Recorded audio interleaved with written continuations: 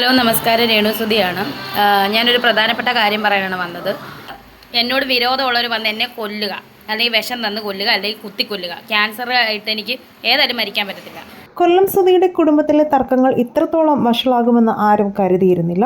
രേണുസുധിയും കിച്ചുവും തമ്മിലുള്ള സൈബർ അറ്റാക്കാണ് ഇപ്പോൾ ഗുരുതര ആരോപണങ്ങളിലേക്ക് വഴിമാറുന്നത്. കിച്ചുവിനെതിരെ പീഡന പരാതി വരെ നിലവിലുണ്ടെന്ന രീതിയിലുള്ള ഞെട്ടിക്കുന്ന വെളിപ്പെടുത്തലുകളുമായി രേണുവിനെ അനുകൂലിക്കുന്നവർ ഇപ്പോൾ രംഗത്തെത്തിയിരിക്കുകയാണ്. കിച്ചു എത്ര നിഷ്കളങ്കനൊന്നുമല്ലെന്നും ഗുരുതരമായ പീഡന പരാതി നൽകിയിട്ടുണ്ടെന്നുമാണ് ഇവരുടെ പ്രധാന ആരോപണം. ഈ വിഷയത്തിൽ രേണു നേരിട്ട് ഇതുവരെ കൂടുതൽ കാര്യങ്ങൾ വെളിപ്പെടുത്തിയിട്ടില്ലെങ്കിലും രേണുവിനെ അനുകൂലിക്കുന്ന ഗ്രൂപ്പുകളിലും യൂട്യൂബ് ചാനലുകളിലും ഈ പീഡന പരാതി വാർത്ത വലിയ രീതിയിൽ ചർച്ചയാകുന്നുണ്ട്.